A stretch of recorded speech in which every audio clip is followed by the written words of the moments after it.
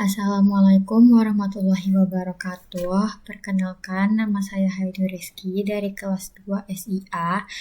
Pada mata kuliah pemrograman framework pertemuan 11 kali ini, saya akan menerapkan pagination, filter, dan juga search pada project Bina Desa saya. Baik, pertama saya akan menampilkan dulu seeder yang sudah saya buat menggunakan data sebanyak 100 data. Nah, di sini pertama saya membuat seeder untuk warga menggunakan data sebanyak 150. Di sini menggunakan faker. Kemudian saya juga pada user itu menggunakan 100 data juga. Ini. Kemudian untuk program bantuan juga saya menggunakan 100 data.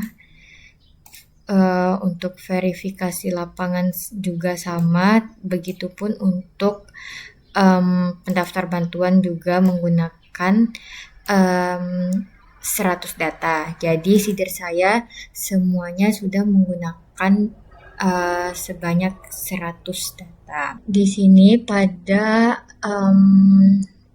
bagian warga, di sini saya sudah menerapkan pagination-nya sebanyak 10. Paginate 10. Kemudian juga saya sudah menerapkan filternya dan juga ada search-nya. Ini pada bagian controller. Kemudian pada bagian model warganya, ini udah ada untuk scope filternya, function scope filter, dan function scope search. Nah, untuk bagian sini ini udah ada pagination-nya untuk guide-nya, kemudian untuk filter datanya udah ada di bagian sini. Ini untuk saya memfilternya jenis kelamin, dan ini udah ada untuk search-nya. Nah, ketika saya tampilkan,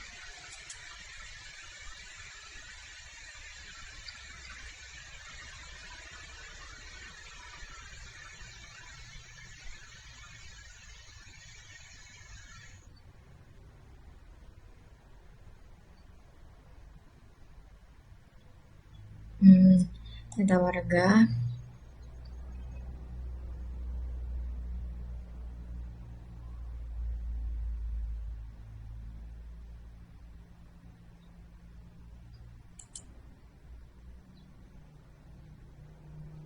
Nah, di sini udah ada paginate sebanyak 10. 10. Kemudian di sini juga saya menggunakan seperti ini. Kemudian di sini kita bisa memfilter jenis kelaminnya. Jadi saya memfilter misalnya laki-laki. Kemudian saya pilih dengan nama misalnya Adit. Nah, udah ada siapapun yang namanya Adit itu akan keluar. Nah, ini saya bisa klik tombol clear-nya. Nah, kembali ke semula. Di sini nanti kita buat jadi semula. Oke. Gitu. Itu untuk data warga. Kemudian untuk bagian user. Kalau user ini juga saya udah terapkan. Ini ada di dalam function index-nya udah ada request, kemudian udah ada paginate-nya sebanyak 10.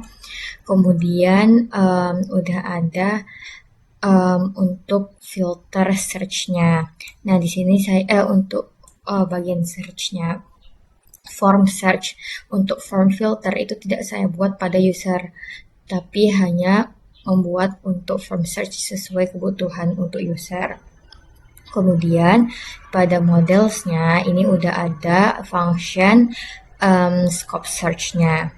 Kemudian juga untuk tampilannya ini udah ada untuk search-nya, kemudian udah ada button clear-nya, dan ada pagination-nya.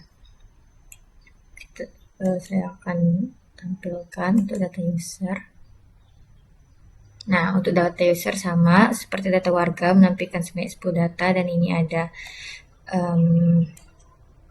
slide-nya untuk misalnya. Nah, di sini kita akan mencari email. Misalnya email yang saya cari misalnya Prakosa. Nah, sini udah bisa kita cari ini emailnya. Oke. Baik, untuk program bantuan di sini udah sama seperti semuanya sudah saya terapin juga pagi ini, tapi di sini saya menampilkan pagi ini sebanyak 12 bukan 10 seperti data warga dan data user sebelumnya. Dan di sini sudah diterapkan juga untuk searchable columns-nya dengan filterable columns-nya. Nah, yang di sini yang difilter itu nama-nama programnya dan sedangkan yang dicari itu nantinya adalah tahun dari si programnya. Nanti saya akan tunjukin. Kemudian untuk modelsnya, models program bantuan. Nah, udah ada function scope search dan juga function untuk scope filter. Kemudian untuk tampilannya, ini saya udah menggunakan ini kodenya, filter untuk nama program dan juga search untuk tahun dan ada button untuk clear nantinya. Nah, ini untuk pagination-nya. Itu untuk program bantuan. Oke, kita coba di sini. Nah, di sini sebanyak 12, 3, 6, 9, 12. Nah, ini udah ada. Kemudian kita coba untuk memfilter. Misalnya saya akan memfilter bantuan pendidikan pada tahun 2020 misalnya. Nah, ini langsung menampilkan apa saja bantuan pendidikan di tahun 2020 ini ada. Ini. Terus kita clearkan aja. Oke. Kemudian untuk pendaftar bantuan, nah di sini juga menerapkan sama paginate-nya 12. Kemudian, nah ini yang dicari itu nama programnya. Kalau yang dicari nama program dan yang difilter itu statusnya. Nah, untuk model pendaftar bantuan. Nah, ini juga saya udah menerapkan scope search dan juga scope filter pada pendaftar bantuan.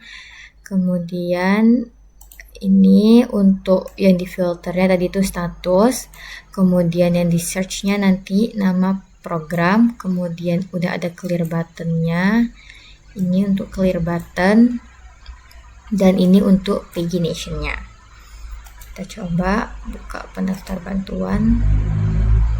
Nah, ini datanya, ada namanya, kemudian ada program dan juga status. Nah, ini ada.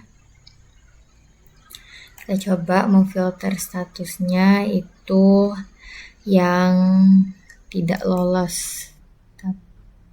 Nah, ini semuanya tidak lolos. Kemudian kita cari bantuan lansia.